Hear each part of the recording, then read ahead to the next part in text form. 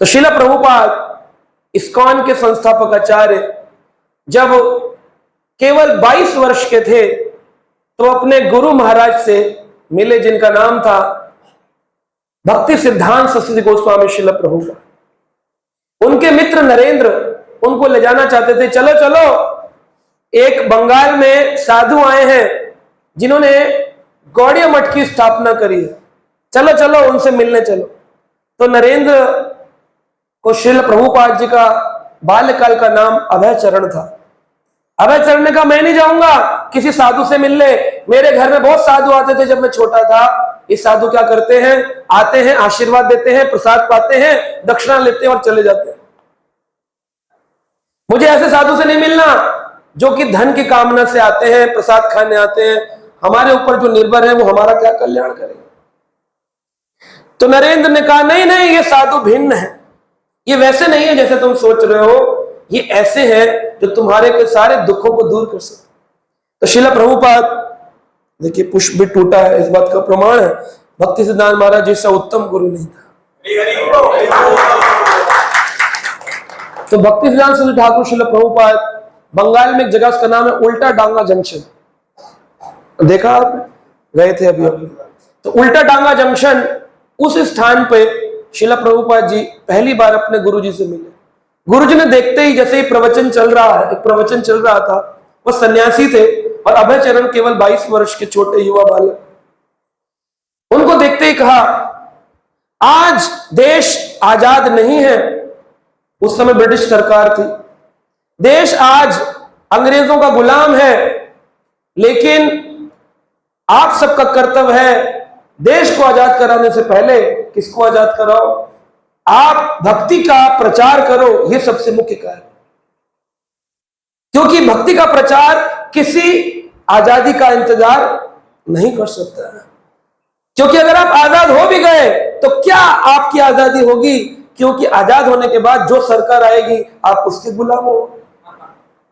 और आज भी आप इसका अनुभव कर सकते हैं, income tax, sale tax, GST, इतने टैक्स में आप दबे, आप क्या आजाद है, आप गुलाम हैं। एक काम अपनी इच्छा से नहीं कर सकते, कर सकते हो एक ही काम कर सकते हो, हरे कृष्णा कृष्ण कृष्ण हरे हरे, हरे राम राम राम हरे हरे।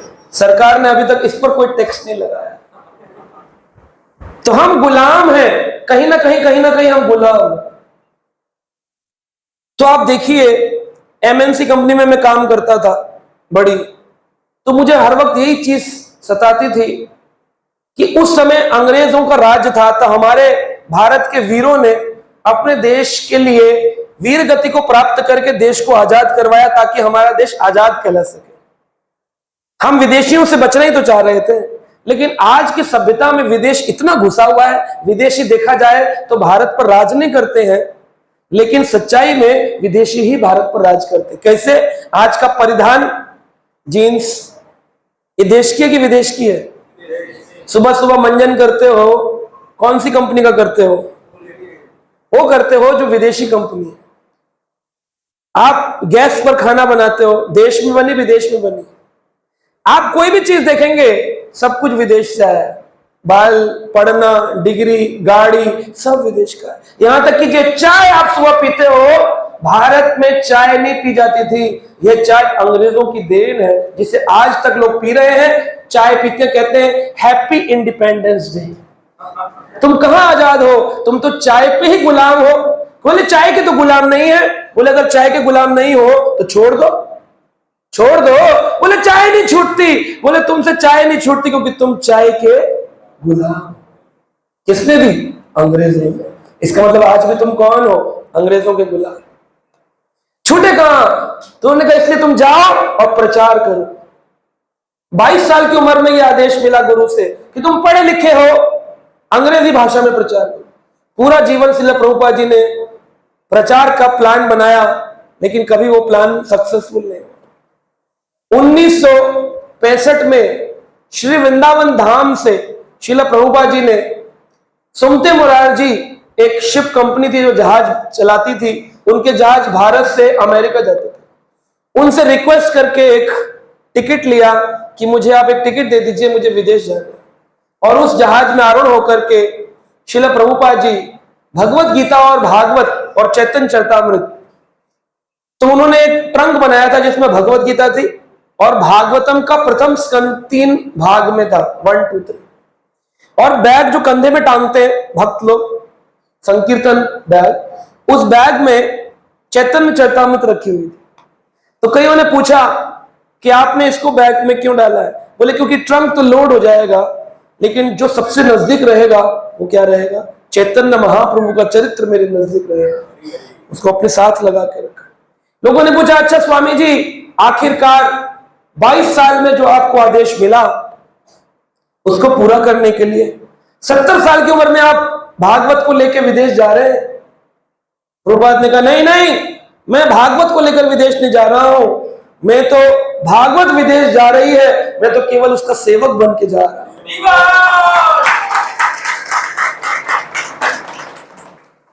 आप ऐसा बोलेंगे? आप ऐसा बोल पाएंगे?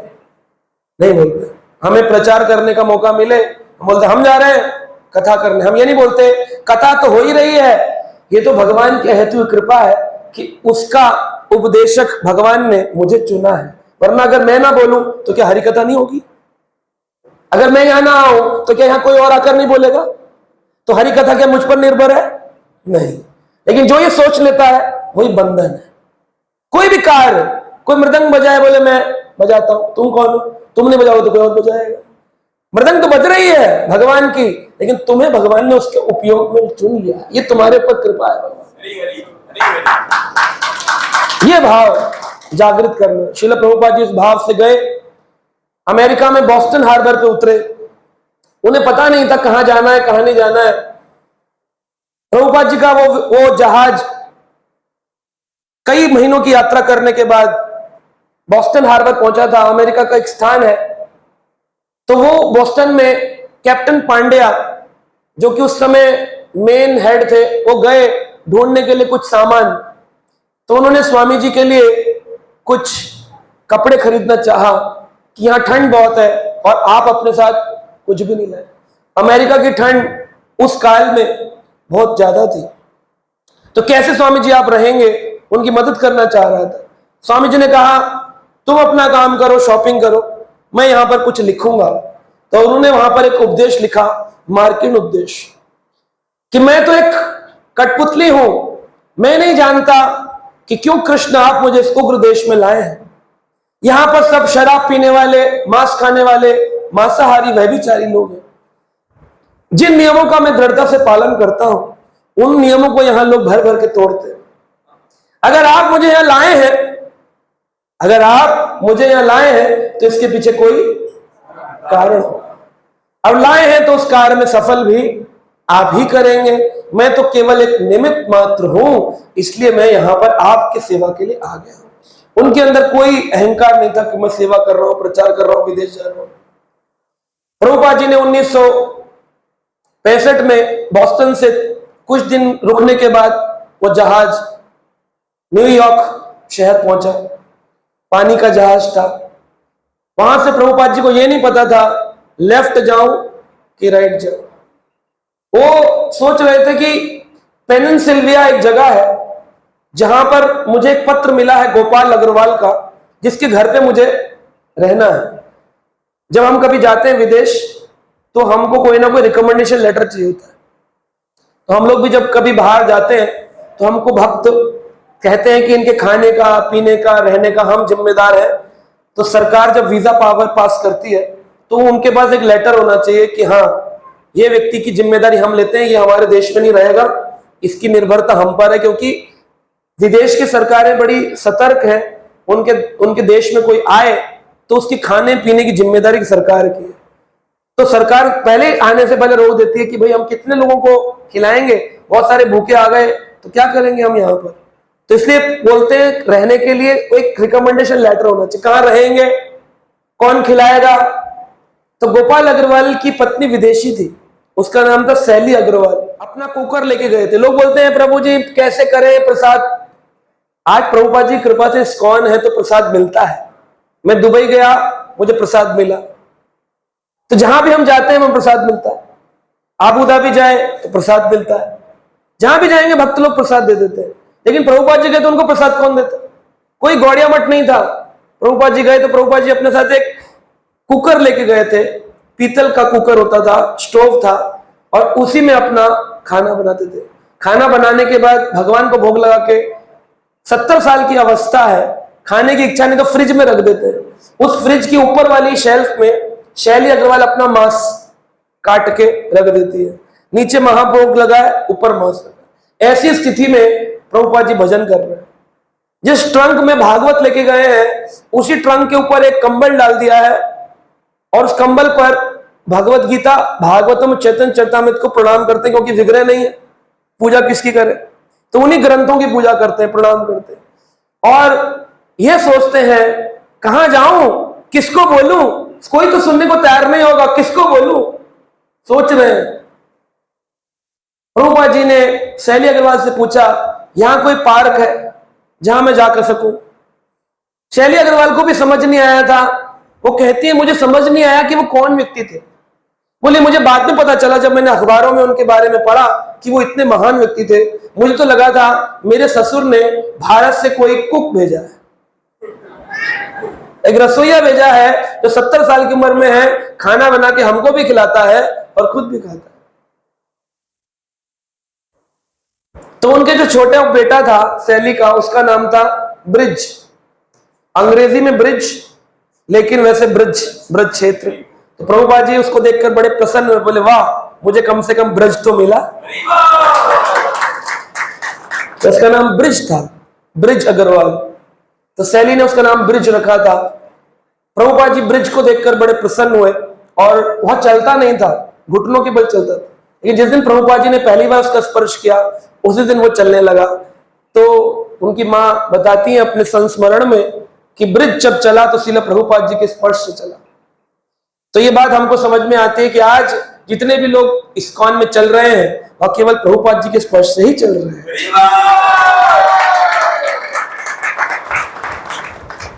प्रभुपाद जी ने कहा मैं कहां जाऊं, किसको प्रचार करूं? तो बोले यहां पर एक पार्क है, उसका नाम है टॉमकिन स्क्वायर पार्क, वहां जाइए, वहां प्रचार। अगर आपको बोला जाए जाइए पार्क में प्रचार करिए, लोगों को जोड़िए, क्या जरूरत है लोगों को जोड़ने? चले भी जाएंगे 2-4 मिनट, बोलेंगे हाँ होटल में एक सेंटर है, आया करिए, एमबीएन स्कूल में चलता है, हरे कृष्णा। आदमी कहेगा भैया तुम रहने दो, कौन जोड़ेगा? प्रभुपाद जी ने कहा मैं तो जोड़ने वाला हूं ही नहीं, जोड़ने वाले कौन है? कृष्ण। उन्होंने आंखें बंद कर ली, हाथ में करताल ले लिया और जोर जोर से कीर्तन किया, भगवान के नाम का कीर्तन। आप सोचिए कितनी देर कीर्तन किया होगा, 15 मिनट, आधा घंटा, 1 घंटा, 2 घंटा, 3 घंटा। प्रभुपाद जी ने 70 साल की उम्र में बिना किसी मृदंग और किसी और सहायता के, बिना किसी आदमी के, अकेले उस पेड़ के नीचे बैठकर 6 घंटे पहली बार कीर्तन किया। जब प्रभुपाद जी ने आंखें खोली तो देखा बहुत सारे विदेशी लड़के लड़कियां नाच रहे हैं, और प्रभुपाद की आंख खोलने का इंतजार कर रहे हैं कि कब वो आंख खोले और हम पूछे आप कौन है, इतना सुंदर आप भगवान का नाम कर रहे हैं, कौन है? तो आंख खोली तो बोले कौन है आप? प्रभुपाद ने कहा मैं भगवान का दास हूं। यहां क्यों आए हैं? कल लोगों को भगवान से मिलाने। तो क्या आप बता सकते हैं भगवान कौन है? कहा क्या तुम लोग इंटरेस्टेड हो, सीखना चाहते हो? कहा तो सामने मैं कल से गीता का प्रवचन दूंगा, आप लोग आया।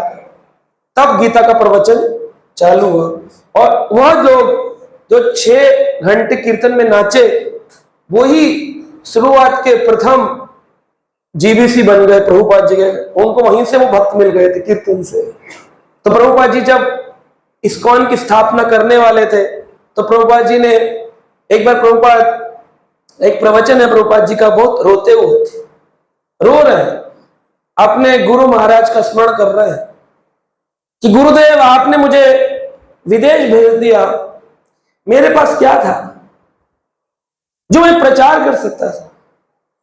ये जितने भी लोग जुड़े ये आपके कारण ही तो। प्रभुपाद जी भगवान के नाम से ऐसे आसक्त थे, बोले जितने भी लोग हैं ये मैंने नहीं जोड़े हैं, ये गौरंग महाप्रभु ने भेजे हैं ताकि प्रचार कर आगे चल सके। एक वर्ष बहुत मेहनत करी, लेकिन कोई वहां पर पूछता था प्रभुपाद जी बस में अकेले जा रहे हैं। उनसे किसी ने पूछा, स्वामी जी क्या आप भारत से आए हैं? कहा कितने सेंटर हैं आपके, कितने मंदिर हैं, कितने लोग जुड़े हैं आपसे? क्योंकि स्वामी कौन? जिसके बहुत सारे शिष्य। कहा कि कितने शिष्य हैं? श्रील प्रभुपाद जी ने कहा 10,000। कितने मंदिर हैं? कहा 108। कहां है? कहा जैसे खुलेंगे आपको एड्रेस दे दूंगा। एक भी मंदिर नहीं है, एक भी शिष्य नहीं है, लेकिन स्वामी जी का दृढ़ विश्वास है कि कृष्ण सब। तो हमें ज्यादा सोचना नहीं चाहिए, बस शरणागत हो जाए और जीव प्रभु अपने आप संपूर्ण काम करवा लेते। सारा कार्य ठाकुर जी करवाते हैं।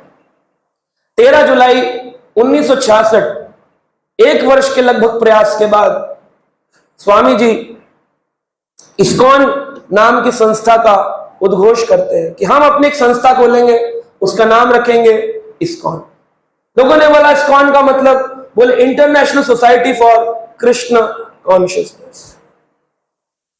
बोले कृष्ण को तो कोई जानता ही नहीं, गॉड नाम रखना चाहिए, international society for God consciousness.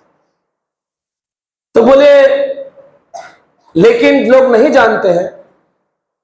यही कार्य तो भगवान ने मुझे दिया है कि जो नहीं जानते हैं उन्हीं को बताना है कि गॉड अगर कोई है तो केवल कृष्ण ही है। ऐसा नहीं है, नहीं जानते तो फिर प्रचारक का फायदा क्या?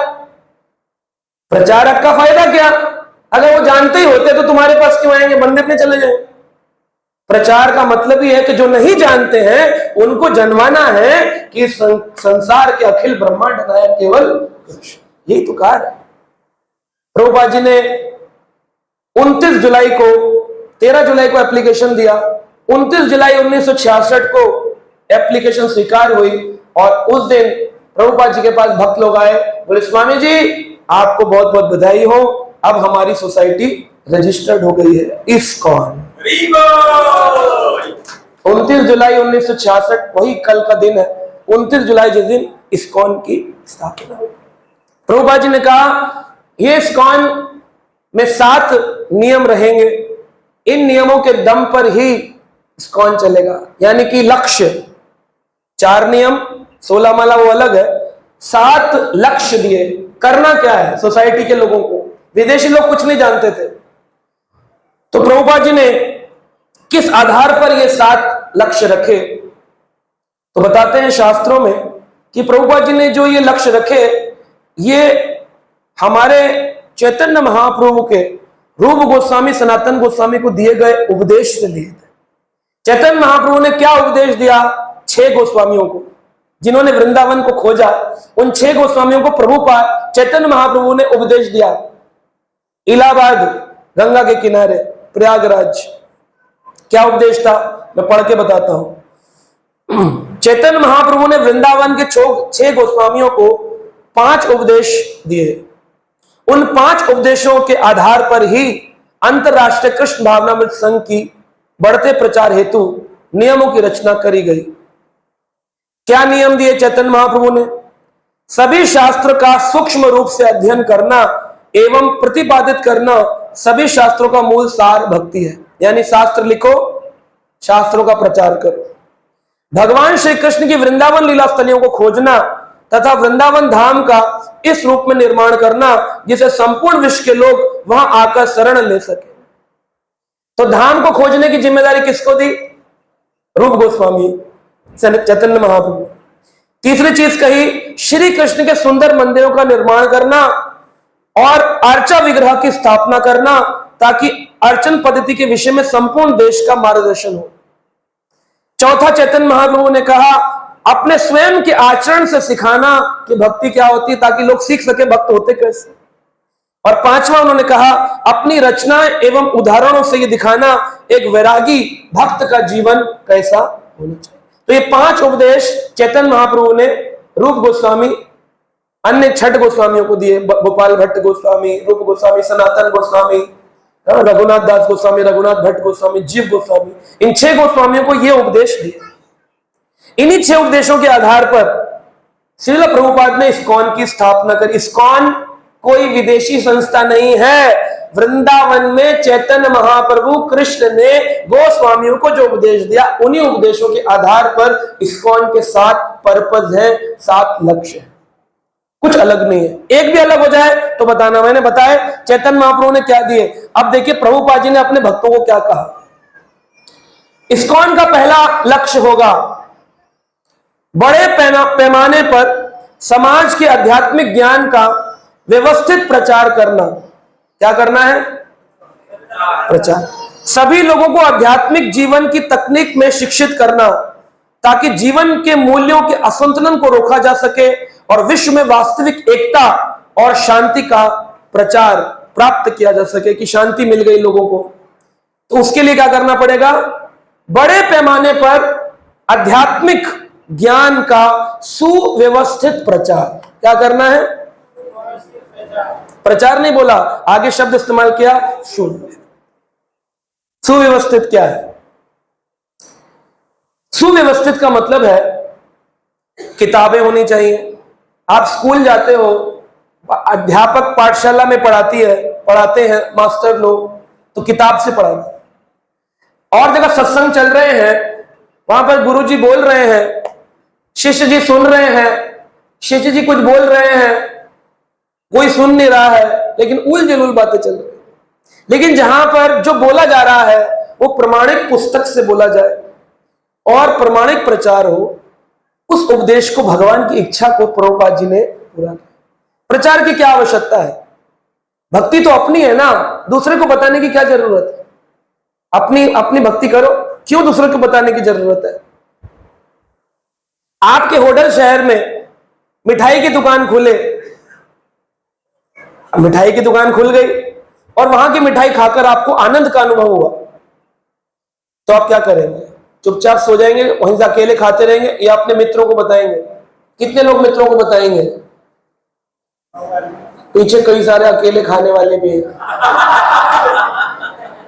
कहते हैं अकेले खाए यहीं रह जाए, मिल बांट खाए वैकुंठे जाए। मिल बांट के खाना चाहिए।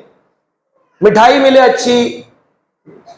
अच्छा कुछ भी आपको संसार में उपभोग की वस्तु मिले, उसको परिवार, संसार, मित्र के साथ बांटना चाहिए। तो प्रभुपाद जी ने कहा यह प्रचार की बहुत आवश्यकता है। क्यों? शांति और एकता की स्थापना। आज संसार में लोग लड़ झगड़ रहे हैं, किस लिए?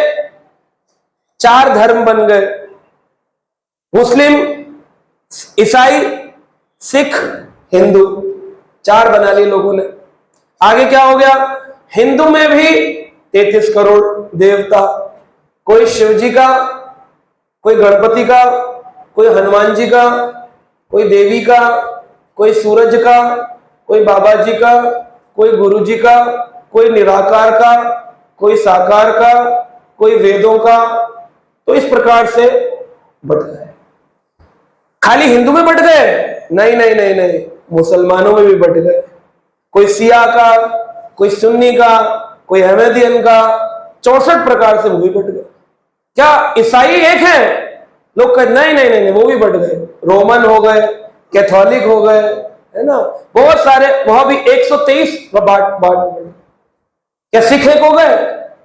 वो भी बढ़ गए। बोले वो गुरु नानक के, वो अनंग देव के, वो कृपाणधारी, वो अमृत चक्खा, अलग अलग बढ़ते जा रहे।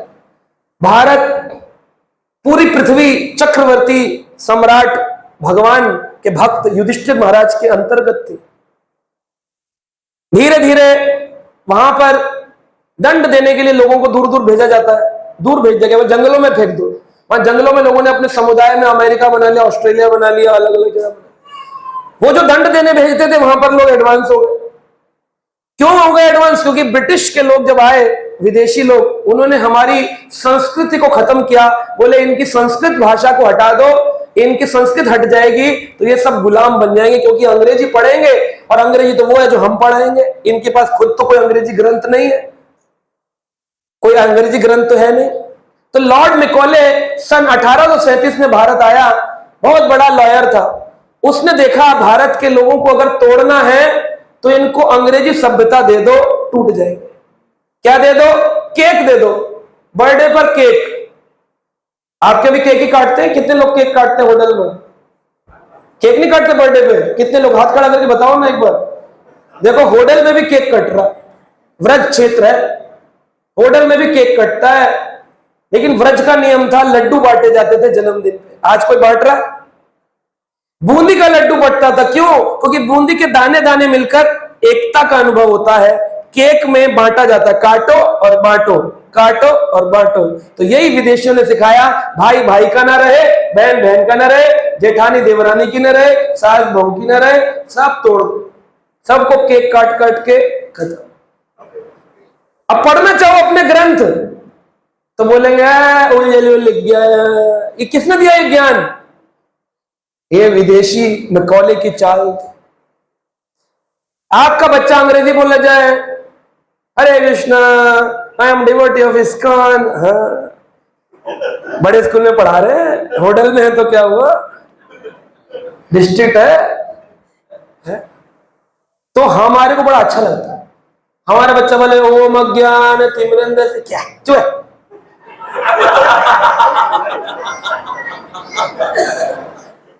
माला करने लग जाओ, हरे कृष्ण, छीन लगी मां, बाबा जी बनेगा, इतना पैसा लगा रहे तेरे को, बाबा जी बनेगा, छीन बाबा जी बनेगा, बाबा जी बनेगा। मां टाइम निकाल कर जाती है बाबा जी से आशीर्वाद लेने, लेकिन बाबा जी का असली आशीर्वाद तो यह है ना कि बेटा बाबा जी बन जाए। जिससे आप आशीर्वाद लेने गए, क्या आप ना चाहते हैं कि आपका बेटा भी किसी दिन आशीर्वाद देने वाला बने? नहीं नहीं, हमारा बेटा तो आशीर्वाद लेने वाला ही मर जाए पूरा जीवन, हम तो यही चाहते हैं, कभी देने वाला। इसलिए छीन ली माला उसके हाथ से। वरना अगर कोई सच्ची मां हो तो अपने बेटे के हाथ में, बेटा हम सबके आशीर्वाद लेते रहे, तू ऐसा बन, तेरा आशीर्वाद लेने दुनिया है, तू भी जब भगवान का नाम, देख भगवान की कृपा तुझ पर होगी। कितने मिलेंगे? क्यों? भारतीय सभ्यता को खत्म कर दिया गया। इसी बात की स्थापना के लिए इस्कॉन बना। क्यों बनाया? प्रॉब्लम कहां थी? अंग्रेजी। सारे पुस्तकें अंग्रेजी में थी और ग्रंथ संस्कृत में थे। संस्कृत समझ नहीं आती, अंग्रेजी में ग्रंथ नहीं है। तो प्रभुपाद जी भगवान के द्वारा भेजे गए एक ऐसे व्यक्ति थे जिन्हें भगवान ने भेजा, कहा ये जो बहुत लंबा गैप आ गया है ना, उस गैप को खत्म करो। तो उन्होंने संस्कृत किताबों को अंग्रेजी भाषा में दिया। पूरे विश्व के लोगों के अंदर शांति आ गई, गीता पढ़ के, भागवत पढ़ के।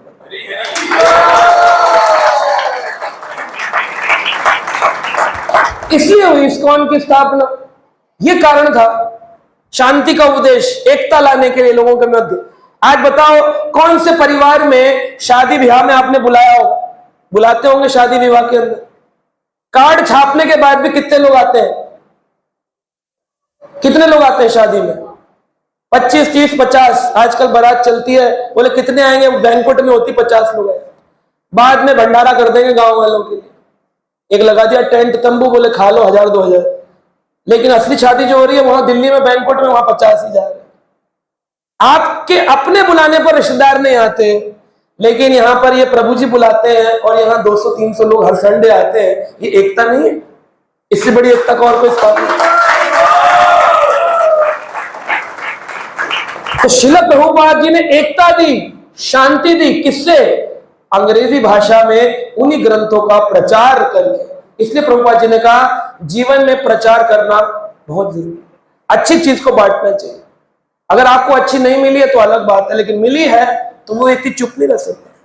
जिसका गला यहां तक भरा होगा, अगर आपने आम खाया हो अच्छी क्वालिटी का बारिश से पहले, है ना, आम आया था अभी, तो जिसने अल्फांसो, लंगड़ा, चौसा और कौन सा होता है, दशहरी, सफेदा, मालदा, तो जिसने खाया है उनके मुंह से निकल रहा है कि नहीं निकल रहा है? जिसने खाया है उसके मुंह से निकलेगा, जिसने खाया ही नहीं है वो तो मैल बटर है, कुछ फल नहीं मिलेगा। प्रचार। इसलिए प्रभुपाद जी ने का पहला नियम है प्रचार। दूसरा नियम दिया प्रभुपाद जी ने कि भगवत गीता और भागवत जैसे ग्रंथों को इस संसार में अंग्रेजी भाषा में छापो। आज श्रील प्रभुपाद जी की इच्छा से श्रील प्रभुपाद जी की इच्छा थी, भगवान की इच्छा थी सर्वोपरि, और फिर प्रभुपाद जी ने उसको पूरा किया। आज हमारे शास्त्र 83 भाषाओं में 83 भाषाओं में गीता का भाषांतर हो चुका है। यानी ऐसे देश हैं जहां पर लोग जानते भी नहीं कृष्ण कौन है, वहां पर भगवत गीता उस भाषा में पढ़ी जा रही। और तो और क्या बताएं, उर्दू भाषा में गीता आज पाकिस्तान के लोग पढ़ रहे हैं।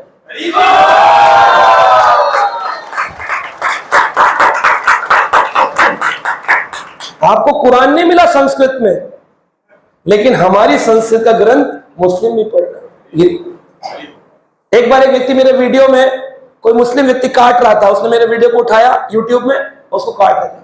हम लोग ज्यादातर यूट्यूब में रहते हैं, प्रचार करते हैं, तो हमें बहुत सारी निंदा भी सहनी पड़ती है। तो उन्होंने हमारे वीडियो को काटा, तो लोग बोले प्रभु जी आपको दुख नहीं लगता लोग आपको काटते हैं? मगर मुझे बहुत अच्छा लगता है। बोले वो क्यों? मैंने कहा मैं तो इस बात से खुश हूं, मुस्लिम व्यक्ति होकर के मेरा वीडियो देख रहा है, इससे और क्या चाहिए मेरे। उसको कृष्ण में इंटरेस्ट है तभी तो सुन रहा है, वरना क्या जरूरत है? हमारे सामने आते हैं हम तो इग्नोर कर देते, हम तो नहीं सुनते। वो सुन रहा है इसमें उसका इंटरेस्ट है। और कई सारे मुस्लिम लोगों ने मुझे मैसेज आते हैं कि हम आपसे जुड़ना चाहते हैं। एक माता जी थी, मैं नाम नहीं लूंगा उनका, वो हमारे सत्संग कार्यक्रम में आती थी। तो वो बोलती हैं मेरे जो शौहर है वो मुझसे काफिर होने का इल्जाम लगाते हैं, ऐसे शब्द इस्तेमाल करती थी, काफिर होने का इल्जाम लगाते हैं। वो कहते हैं तेरे से नमाज तो होती नहीं है और ये तुम भगवान की तरफ चल दी है, तुझे पता है कितना बड़ा पाप लगेगा तुझे अल्लाह का? तो बोलती लेकिन आप तो बताते हैं प्रभु एक है, तो ये भिन्नता क्यों है? ये भिन्नता तो अभी 1400 साल पहले केवल एक ही धर्म था, सनातन। सनातन क्या है? जीव आत्मा कभी मरती नहीं और भगवान कभी मरते नहीं, इनके संबंध को जानना भक्ति है। और ये जो धर्म है इसको सनातन कहते हैं, जहां आत्मा नहीं मरती और भगवान नहीं मरते। शरीर मरता है, समाप्त होता है, लेकिन आत्मा कभी मरती। नैनम छंदंती शस्त्राणि नैनम दहति पावक, न जैनम कलोदांति अपो न शोष्यति मारुत। इसलिए ग्रंथों की आवश्यकता प्रभुपाद ने कहा लिखो, बांटो इन ग्रंथों को, इनका स्वाध्याय करो। आपके घर में कम से कम गीता तो होनी चाहिए। अगर आप अपने को सनातन धर्मी कहते हैं, आपके घर पे जय श्री राम का झंडा लगा है, तो आपके घर में अवश्य ही भगवत गीता होनी चाहिए। ऐसे कितने लोग हैं जिनके घर में भगवत गीता है पहले से? तो देखा देखी में हाथ मत खड़ा करें, सबके घर में गीता होनी चाहिए। अच्छा, अब दूसरा प्रश्न है, गीता तो है, कितने लोग हैं जो रोज गीता पढ़ रहे हैं, वो जो गीता लेके गए? अब हाथ 1/4 से भी कम हो गया। गीता लाल कपड़े में रखने के लिए नहीं है।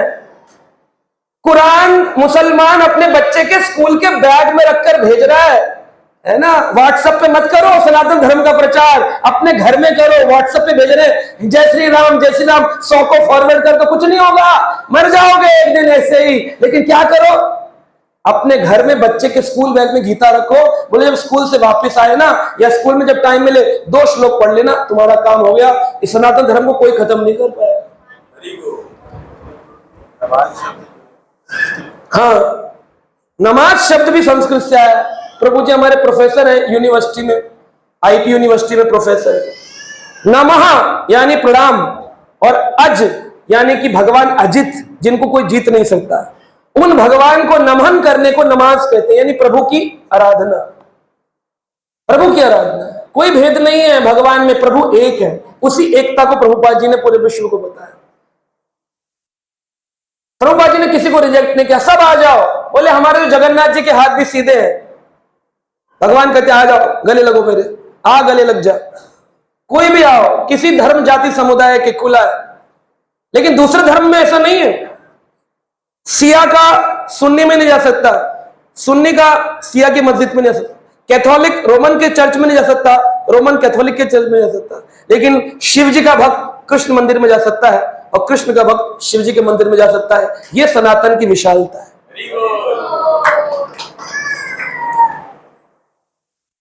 आज हमारे यहां मुस्लिम आए, हम नहीं रोकते, लेकिन आपको मस्जिद में जाने से पहले रोक दिया जाएगा। मैं एक बार एक चर्च में गया था, वहां पर एक फादर, मैं स्कूल में पढ़ता था, प्रसाद बांट रहे थे, सबको प्रसाद दिया उन्होंने। वो मुंह खुलवाते संडे के दिन, बोले ओपन योर माउथ। मैंने कह दिया हा हा हा। बोले नहीं नहीं ये बात मुझे तो यही आता था। तो बोले नहीं हमारे यहाँ प्रसाद दिया जाता है। तो मैंने मुंह खोला, सबको प्रसाद दे रहे थे, तो मुझसे पूछा, मैंने भगवान की बिंदी लगी थी, तो बोले आर यू हिंदू? मैंने कहा यस। तो बोले कि क्लोज योर माउथ, बंद कर लो। मुझे प्रसाद नहीं दिया। क्या आप भगवान का भंडारा करके पूछते हैं आप मुसलमान है, हिंदू है, सिख है कि? ये देखिए कितनी विशालता है सनातन धर्म की। और उस धर्म के गीता को पढ़ने में आपको शर्म आती है, सोचो प्रभु को कितना दुख होता होगा।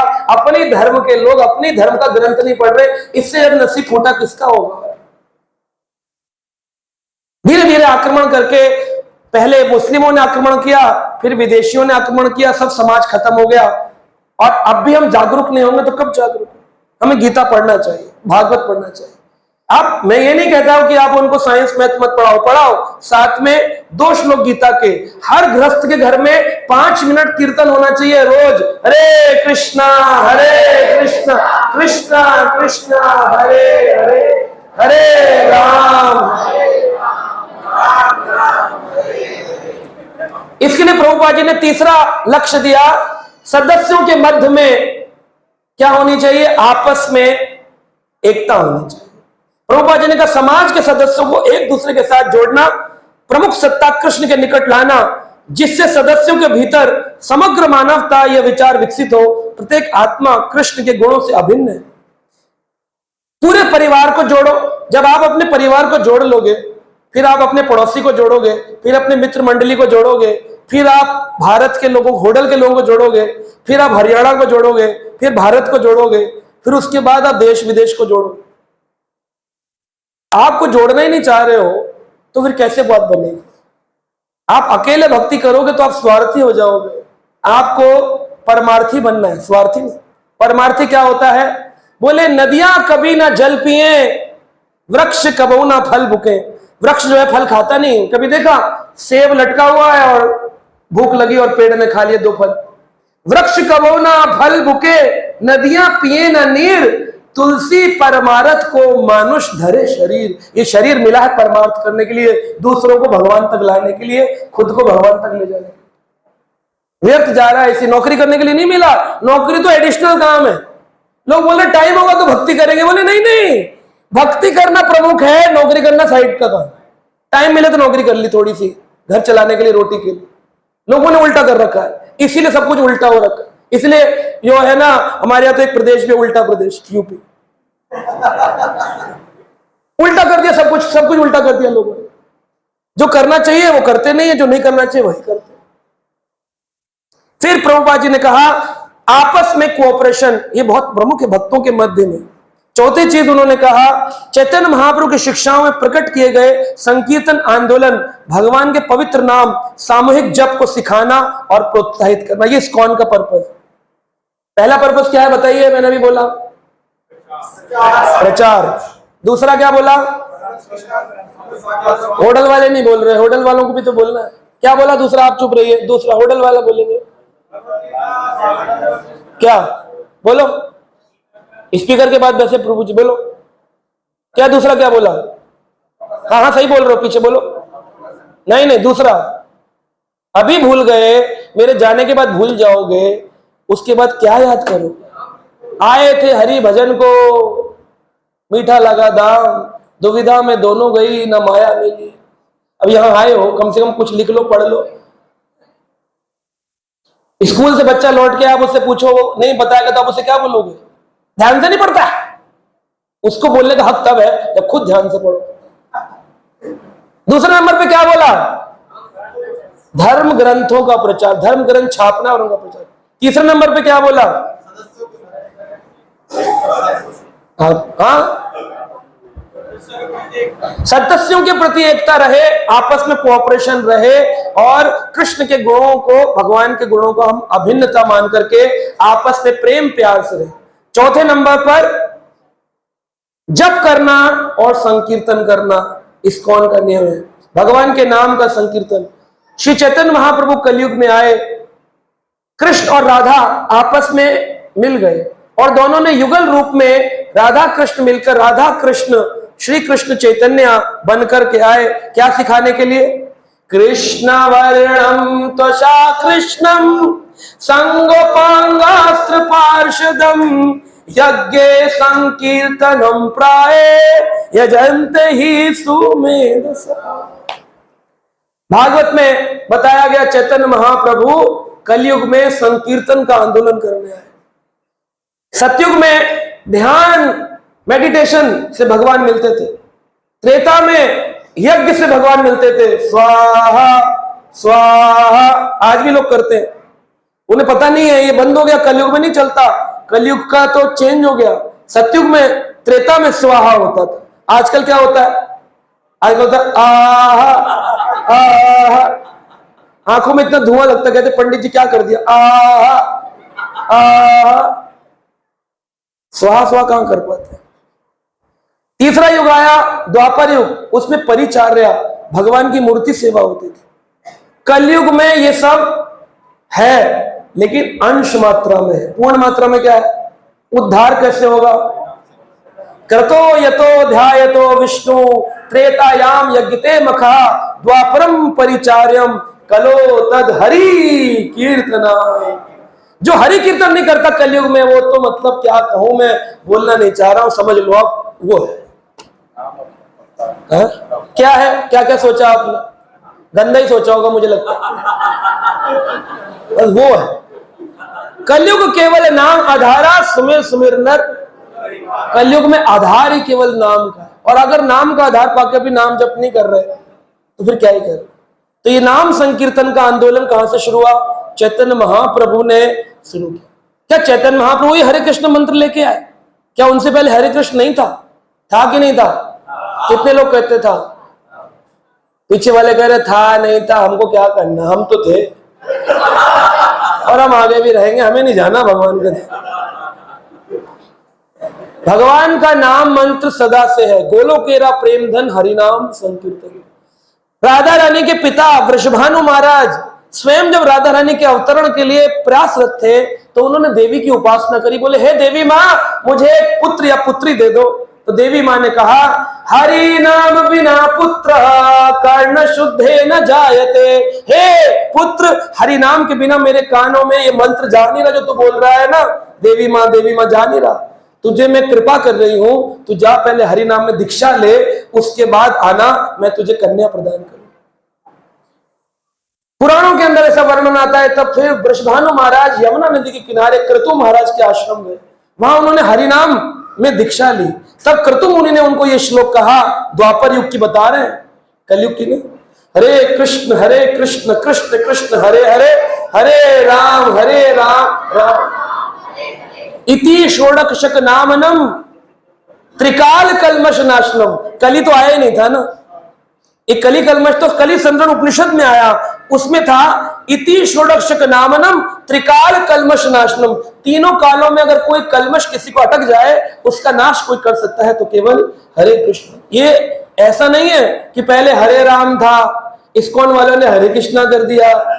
इस्कॉन वाले इसीलिए बैठे हुए हैं, पैसा विदेश भेजते हैं, नाम को उल्टा कर देते हैं, ये पागल बना रहे हैं। पर्पस कुछ और है, सोच कुछ और रहे लोग, ये गड़बड़ चल रही है, ऐसा कुछ नहीं है। ये राधा रानी के पिताजी की दीक्षा हुई थी हरि नाम के अंदर। सोचो, उनकी दीक्षा हुई है तो उनसे पहले कितने युगों से चल रहा है नाम। हरे कृष्ण मंत्र लिखा हुआ है पुराण के अंदर, पूरे विश्व में कोई भी आ जाए दिखा दूंगा उसको, चैलेंज है मेरा। इस्कॉन ने नहीं बदला, बड़े बड़े लोग बोल रहे हैं पहले हरे राम राम राम हरे हरे, इस्कॉन वालों ने बदल डाला। इस्कॉन वाले कुछ नहीं बदल रहे, वही गीता का ज्ञान दे रहे हैं। आज भी टाइम है, 5000 साल निकल गए कलयुग के, अब भी हरिनाम नहीं लिया तो कब लोगे हरिनाम? अब भी नहीं लिया तो कब लेंगे? तो हमें आगे बढ़ना चाहिए। 5वां नियम दिया, सदस्यों और समग्र समाज के लिए कृष्ण के व्यक्तित्व को समर्पित दिव्य लीलाओं का पवित्र स्थान बनाओ, यानी मंदिरों की स्थापना। मंदिर की क्या जरूरत है? सेंटर चलाओ। मंदिर होना चाहिए कि नहीं होटल में इस्कॉन का? नहीं नहीं प्रभु जी, क्या जरूरत है? गीता है, हरि नाम है, करेंगे आराम से अपना। इस्कॉन का पर्पस था तो था, अब हम तो क्या जरूरत है? इतने मंदिर पहले ही है, क्या जरूरत है मंदिर बनाने? है मंदिर बनाने की जरूरत? क्या जरूरत है? देखो, श्रीमद् भागवत के दूसरे स्कंद के 3 अध्याय की श्लोक संख्या 22 में एक श्लोक लिखा है।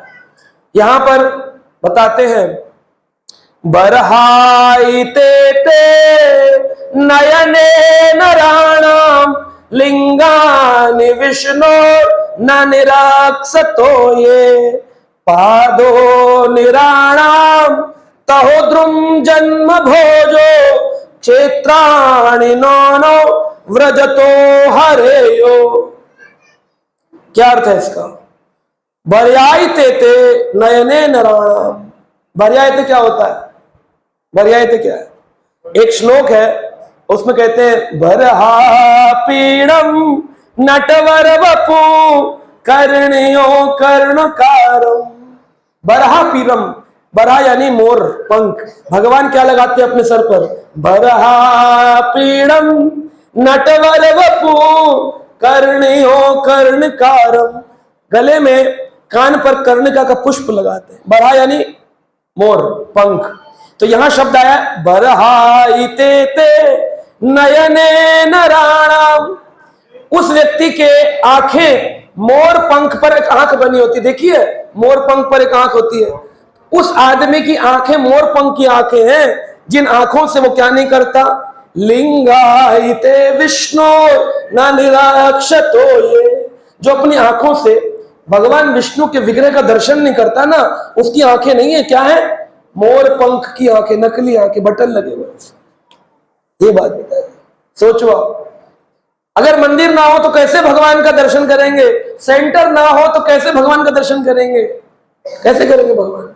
वरना उस आदमी की आंखें बेकार है। इतनी टीवी देखी, इतनी पिक्चर देखी, इतनी मूवी देखी, इतना संसार में मॉल घूमे, इतना दिल्ली बंबई तीर्थ यात्रा पे गए, लेकिन हृदय में कोई परिवर्तन नहीं। तो कहते हैं उस व्यक्ति के पैर नहीं है। पादो निराणाम तौद्रुम जन्म भोजो क्षेत्राणि नानो व्रजतो हरेयो। उसके पैर नहीं है, क्या है? द्रुम। द्रुम होता है पेड़, पेड़ का तना होता है ना, उसके पैर थोड़ी है, तने हैं। जो पैर भगवान के मंदिर की परिक्रमा नहीं करते, भगवान के धाम की यात्रा नहीं करते, वो पैर नहीं है, पेड़ के टूटे हुए तने, चिपका दी लकड़ी का पुतला है, घर में बैठा है, वहीं मर जाएगा, जल जाएगा, कुछ नहीं। भागवत में ये बात कही। अब आप बताओ, मंदिर की जरूरत है कि नहीं है? मंदिर नहीं होगा तो परिक्रमा किसकी लगाओगे? मंदिर नहीं होगा तो किसके दर्शन करोगे? इसलिए ठाकुर जी के विग्रह का नियम दिया प्रभुपाद जी ने, कहा सबका नियम है, उनको मंदिर। एक बार प्रभुपाद जी से किसी ने पूछा, स्वामी जी इतने सारे मंदिर भारत में ऑलरेडी हैं, विश्व में बहुत मंदिर हैं, आप ये इस्कॉन के अलग मंदिर क्यों बना रहे हो? प्रभुपाद जी ने उत्तर दिया कि आप सबके बच्चे हैं। कह रहे हाँ, कह रहे ऑलरेडी इतने बच्चे हैं, फिर अपने अपने बच्चे पैदा क्यों करते? तो उन्होंने कहा क्योंकि अपने बच्चों में प्रेम होता है। क्या? प्रभुपाद ने कहा हाँ, मेरे इस्कॉन के मंदिर में हमारे अपने नियम चलेंगे, हमारे अपने पर्पस चलेंगे, ताकि लोगों को शिक्षा दी जा सके। अन्यथा दूसरे मंदिर में जाओ, सनातन मंदिर किसी में, और वहां जाके बोलो कृष्ण एक प्रभु है, बाकी सब उनके दास हैं, तो पंडित जी नाराज हो जाते। क्यों नाराज हो जाते? क्योंकि उनकी शिक्षा अधूरी है, और वो शिक्षा देने के लिए इस्कॉन की स्थापना करी गई है। इस सोसाइटी का नाम है शिक्षा सोसाइटी, जो हर घर घर में जन जन में ज्ञान का प्रचार और प्रसार कर रही है। छठा नियम दिया प्रभुपाद जी ने, कहा सदस्यों को सरल जीवन जीना है, सांस्कृतिक जीवन जीना है, प्राकृतिक जीवन जीना है, और इस उद्देश्य के करीब लाना ही संस्था का पर्पस। प्राकृतिक जीवन क्या है? इतने संसार में आज इतना एडवांसमेंट के नाम पर पिक्चर हॉल, मॉल, पीवीआर, और अब तो मेरे ख्याल से होटल में भी पीवीआर होंगे। नहीं, अभी बचा हुआ है होटल। सिनेमा हॉल तो है,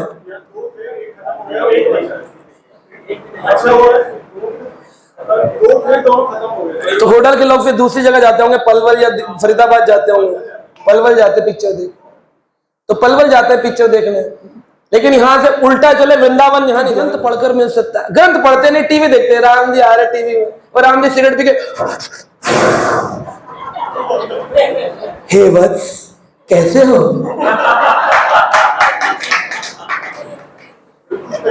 अब आपका चरित्र कैसा होगा? जैसा करोगे संग वैसा बनेगा रंग। आपका ढंग बदल गया, आप भी सिगरेट पीते, कह रहे हमारी छूट नहीं रही, तुमने पकड़ा किसको? तो अपने को बदलने के लिए हमको अपना कौन आइडल है वो बदलना पड़ेगा। हमने सारा ज्ञान टीवी से लिया, प्रॉब्लम यही है। क्या 1980 से पहले जब टीवी भारत में नहीं थे तो क्या भारत के लोग राम को नहीं जानते थे? रामायण नहीं पढ़ते थे, पुराण नहीं पढ़ते थे, सब पढ़ते थे। फिर कैसे ये हो गया टीवी के बाद ही लोग बोले हाँ अब रामायण, अब संस्कार हो रहे हैं, टीवी से हो रहे हैं संस्कार। बिल्कुल उल्टा जगह दिखाया जाता है, पुराणों की धज्जियां उड़ा दी जाती हैं। पहले जमाने में तो फिर भी ठीक था, अब तो बहुत ही ज्यादा वाहियात आध्यात्मिक सीरियल बनते हैं। आपको अगर अपनी भक्ति को बचाना है, टीवी को तो बेच देना चाहिए किसी को।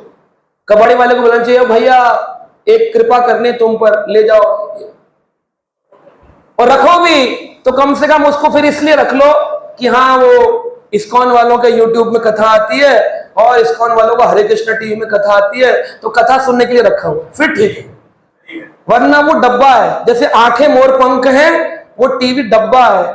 उसका नाम अंग्रेजों ने रखा है स्टूपिड बॉक्स, इडियट बॉक्स, क्योंकि वो लोगों को क्या बनाता है? इडियट बनाता है, मूर्ख बनाता है।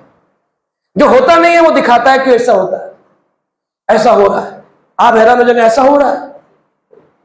मैं एक स्टूडियो की बताऊं, क्योंकि मैं पहले काम करता था स्टूडियो में, जितनी ये जगह है ना इतनी जगह पीछे हरा पर्दा लगा रखा, टीवी में दिखा रहे हैं महल में बैठा हूं मैं राजकुमार। लोग मुझे पूछ रहे बाद में, जब मैंने वो आया प्रोग्राम, लोगों ने पूछा आपने कौन से महल में शूटिंग करी? मैंने कहा जो देख लेते ना जहां शूटिंग हो रही थी, सुअर थे बाहर स्टूडियो के, कीचड़ थी और अंदर हरा पर्दा लगा था, उसके आगे मुझे बिठाकर एक रोल करवा रहे थे। कोई महल नहीं था। आप सोच रहे हो काश एक घर हो सपनों का, मेरा भी हो एक महल। आपको गलत चीजें सिखाते हैं, इन चीजों को देखने का टाइम है। एडवांसमेंट के नाम पर हमने अपने जीवन को बर्बाद किया। वही लोग पहले जो साइकिल पे खुश थे, थोड़े समय बाद मोटरसाइकिल पे खुश थे, उसके बाद गाड़ी में खुश थे, आज गाड़ी में भी खुश नहीं। कहते हैं जब तक ऑडी नहीं आएगी तब तक काम नहीं बनेगा। मर्सिडीज, ऑडी, ग्रैंड विटारा ये चाहिए हमको, तो काम नहीं चलेगा इसके बिना। और जब ये सब मिल जाती है, मर्सिडीज आ गई तो आलसी हो गया जीवन। अब पानी की बोतल लेने भी जाना है तो मर्सिडीज में बैठ के जाएंगे, ड्राइवर चाहिए, और जब जाएंगे तो पेट कैसा हो जाएगा उनका? बड़ा। तो फिर उनके घर पर मिलने आता, कह रहे भाई साहब नहीं दिख रहे, कह रहे वो साइकिल चलाने गए हुए, पेट बढ़ गया है ना आजकल। तो जहां से शुरू हुए वहीं साइकिल से शुरू होकर साइकिल पर पहुंचे। आज लोग, हरियाणा के लोग प्रतापगढ़ फार्म्स जाते हैं, है ना, वहां पर जाकर क्या करते हैं? बोले वहां खाट पे बैठने में मजा आता है। अरे होटल आ जाओ, होटल में खाट नहीं मिलती। दिल्ली के लोग प्रतापगढ़ फार्म में ट्रैक्टर पे बैठ, अरे भैया नौकरी नहीं, ये तो काम है लोगों का ट्रैक्टर चलाना। वहां ट्रैक्टर में फोटो खिंचाकर फेसबुक पे डालते हैं दिल्ली में, कह रहे हम ट्रैक्टर में बैठ के आए। दाल अगर नॉर्मल आ जाए तो मजा नहीं आता, बाल्टी में है तो मजा आता है। हमारे यहाँ सेवा होती है तो बहुत प्रसाद बढ़ता है तो बाल्टी में ही बढ़ता है। हमारे यहाँ उस्कॉन में देखो, प्राचीन सभ्यता बाल्टी में प्रसाद, वो बाल्टी देखने के लिए 2-2 हजार रुपए देते हैं। वहां पर 5 स्टार में बाल्टियां रख दी गई है ना, बाल्टी देखने लोग आ रहे हैं। तो कैसा जीवन है लोगों का? प्रकृति को छोड़ करके एडवांसमेंट में गए और वापस उनको प्रकृति अच्छी लग रही है। कहते हैं अभी इतना दिल्ली में एसी फटने के केस हुए, एसी फट रहे, एसी फट रहे, एसी फट रहे। पहले जब एसी आए तो लाख रुपए का एसी आता था। आज से 30 साल पहले, 25 साल पहले लाख लाख रुपए के एसी आते, क्योंकि किसी किसी के पास महन पैसा होता था वो खरीदता। लोग कहते वाह क्या बात है।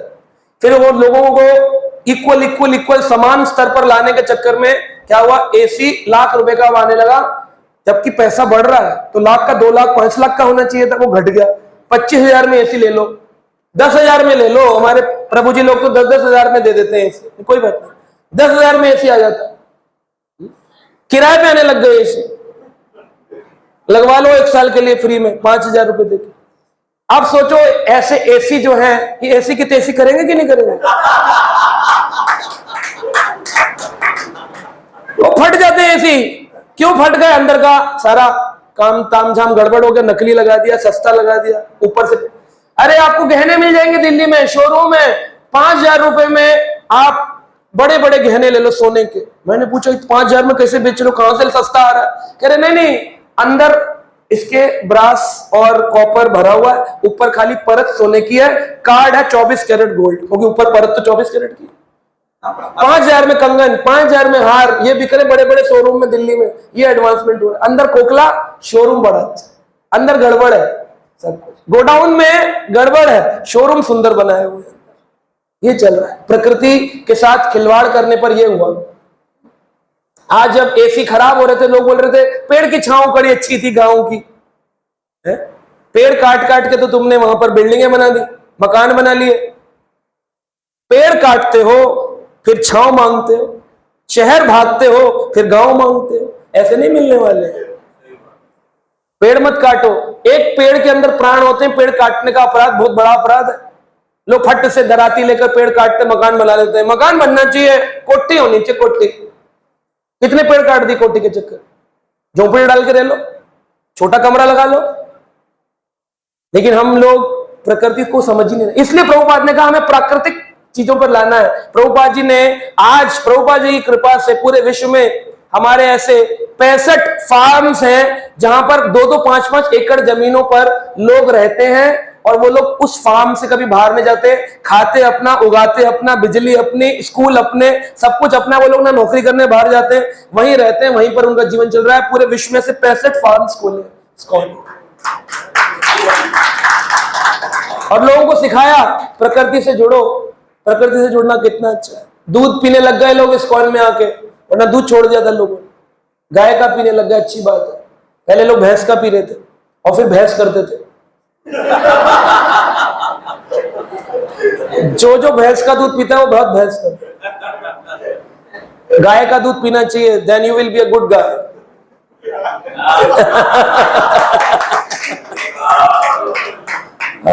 और 7वां उद्देश्य प्रभुपाद जी ने दिया, उपयुक्त उद्देश्यों की प्राप्ति के लिए पत्रिकाएं, मैगजीन, पुस्तकें, लेखन का प्रकाशन और वितरण होना चाहिए। पुस्तकें लिखो, मैगजीन लिखो।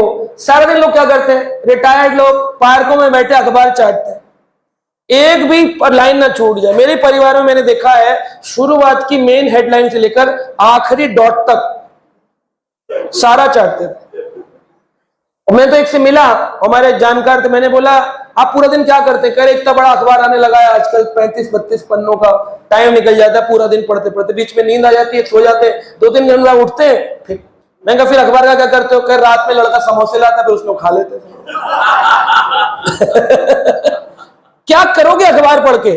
तो प्रभुपाद जी के जो गुरु थे भक्तिसिद्धांत महाराज, उनके जो गुरु थे यानी उनके पिताजी भक्ति विनोद ठाकुर, उन्होंने सन 1886 में भक्ति विनोद ठाकुर ने एक पत्रिका निकाली, उसका नाम था सज्जन तोषणी। सज्जन तोषणी, इसका मतलब है सज्जन यानी वो लोग जो भगवान का भजन करते हैं उन्हें सज्जन व्यक्ति कहते हैं, और तोषणी उनको संतुष्ट करने के लिए, सज्जन व्यक्तियों को संतुष्ट करने के लिए मैगजीन निकाली, उसका नाम सज्जन तोषणी। वो बाद में भक्ति सिद्धांत महाराज ने शुरू करी, उसी की कॉन्टिन्यूएशन में। तो भक्ति विनोद ठाकुर लाए सज्जन तोषणी। उसके बाद जो उनके पुत्र आए भक्ति सिद्धांत सरस्वती ठाकुर, उन्होंने पत्रिका निकाली हार्मोनिस्ट। और उसके बाद प्रभुपाद जी जब आए तो उन्होंने उसी पत्रिका के आधार पर एक नई पत्रिका निकाली, उसका नाम था Bhagavat Darshan, back to Godhead magazine. तो पत्रिकाएं निकालना इस्कॉन का उद्देश्य है। एक बार किसी ने भक्ति सिद्धांत महाराज से पूछा, आपने ये आध्यात्मिक धर्म के नाम पर पत्रिका निकालना शुरू किया है। भक्ति सिद्धांत महाराज एवरी इवनिंग पत्रिका निकालते थे, उसका नाम था इवनिंग स्पिरिचुअल इवनिंग टाइम्स, आध्यात्मिक संध्या। शाम को एक पत्रिका निकलेगी, उसमें एक ना कोई लेख निकलेगा भगवान के बारे। कहा आपने रोज का लेख निकालना शुरू कर दिया, कुछ दिनों में तो आपका कंटेंट खत्म हो जाएगा, आप क्या लिखेंगे कुछ दिनों बाद? तो भक्ति महाराज हंसने लगे और उन्होंने कहा कि इस पूरे पृथ्वी पर जितना भी जमीन भूमि है, इसको अगर पन्ना बनाया जाए और जितने भी पेड़ इस पृथ्वी पर हैं उनको अगर कलम बनाया जाए तब भी कलम टूट जाएगी। इसमें जितने समुद्र हैं 75% पानी है, जितना समुद्र जितनी शाही बनाई जाए, पेड़ों को कलम बनाया जाए और पृथ्वी को पन्ना बनाया जाए तो भी अभी अध्यात्म खत्म नहीं हो सकता। इतना कुछ आप बात कर रहे हैं रोज की, कई जन्मों तक, कई युगों तक लिखते रहे तब भी खत्म नहीं होगा। हर पल एक मैगजीन निकाल सकते हैं, हर क्षण एक मैगजीन निकाल, इतना कंटेंट है भागवत में। आप कह रहे हो तो ये अखबार पढ़ना चाहिए आपको, वो अखबार छोड़कर ये अखबार पढ़ो। और देखो भगवान की ऐसी कृपा है कि अखबार आप पढ़ो ना पढ़ो, अखबार की खबरें आप तक पहुंच ही जाती। मैं तो अखबार नहीं पढ़ता, मैंने 15 साल पहले अखबार पढ़ना छोड़ दिया और घर वालों का भी बंद करवा दिया। थोड़े समय दुखी रहे लेकिन फिर सुखी हो गए। पहले उनको लगता था 100-200 रुपए की बात थी, तुमने क्यों बंद करवा दिया। सबसे पहले मैंने केबल टीवी कटवाया, डिश टीवी हटवाया और फिर अपने घर से हमने अखबार बंद किया। 15 साल से हमारे घर में बच्चे हैं, पूछ लीजिए, ना हमारे अखबार आता है, ना हमारे यहाँ कोई केबल टीवी है, ना कोई डिश टीवी। स्मार्टफोन आ गया, उसको हटाने की सोच रहा हूं कैसे हटाया। तो देखा जाए ये सब कुछ नहीं देते, फिर भी जितना ज्ञान, मैं हॉस्पिटलों में भी जाता हूं, फौजियों से भी मिलता हूं, कलाकारों से भी मिलता हूं, मंत्रियों से भी मिलता हूं और प्रचार भी करता हूं, वृक्ष में भी जाता हूं। मुझे तो नहीं लगता ऐसा कोई खबर ऐसी जो मेरे पास ना आई। भौतिक संसार की खबर ऐसी है वो चलकर अपने आप आपके पास आ जाती। आप पूछो ना पूछो, मान लो बैंक में डकैती पड़ गई, आपको पूछने पढ़ने की क्या जरूरत है, बैंक में डकैती पड़ गई, ओए ओए, आपको क्या मिला इसको पढ़, मन में चिंता और हो गई, मेरा कोई ना लूट ले। अब वही चीज आपने थोड़ी देर दुखी होकर टीवी लगाया, टीवी में भी आ रहा है, होशियार खबरदार, चैन से सोना है तो जाग जाओ, तुम्हारे घर में हो रही है, तुम्हारे ही शहर में हो रही है होटल में बैंक डकैती। क्या करोगे, सुन लिया, शाम को फिर रिपीट टेलीकास्ट, फिर वही चीज, दूसरे चैनल पर जाओ, होशियार खबरदार, होशियार खबरदार। सोने नहीं दे रहे लोगों को। अब तो चौकीदार भी कहते हैं, हाँ, रात को चौकीदार ने भी अपनी बात बदल ली। पहले बोलता था चौकीदार, क्या बोलता था पहले, अब तो कहता है जागते रहो, मेरे भरोसे मत रहो।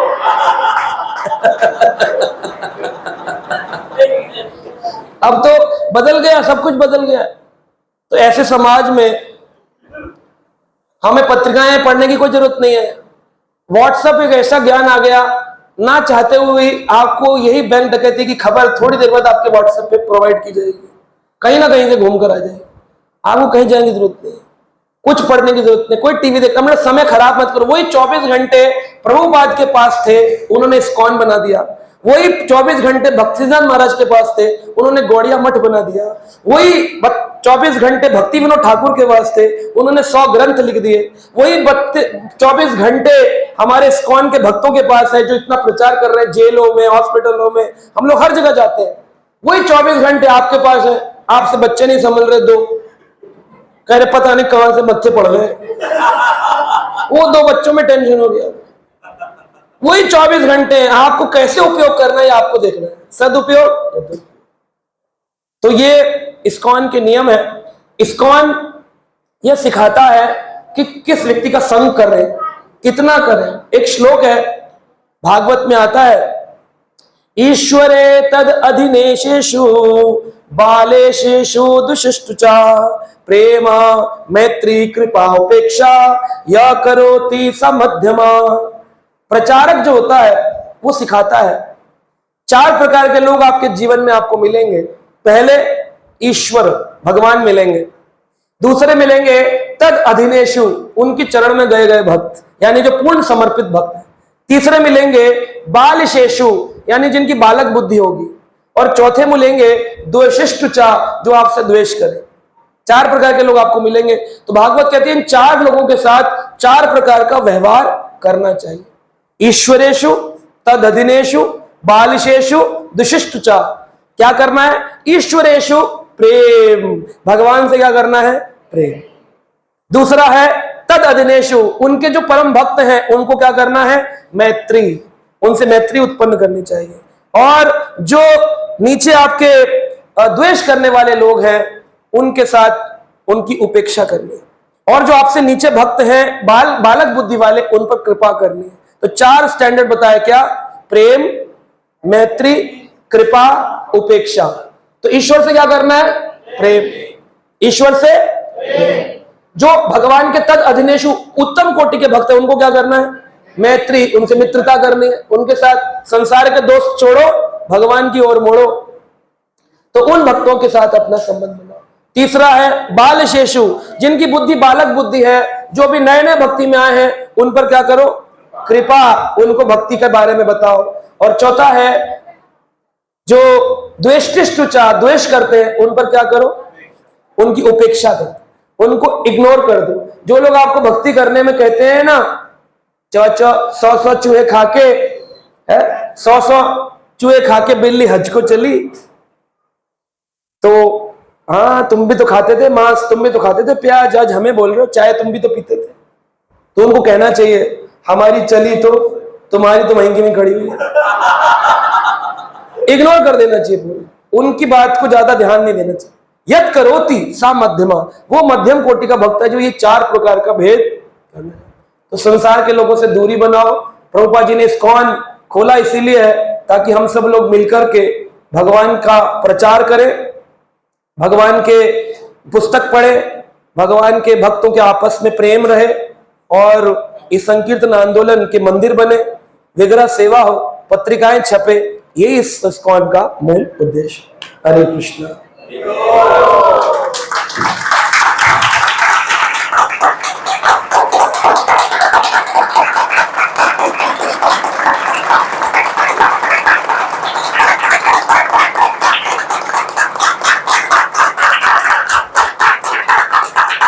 किसी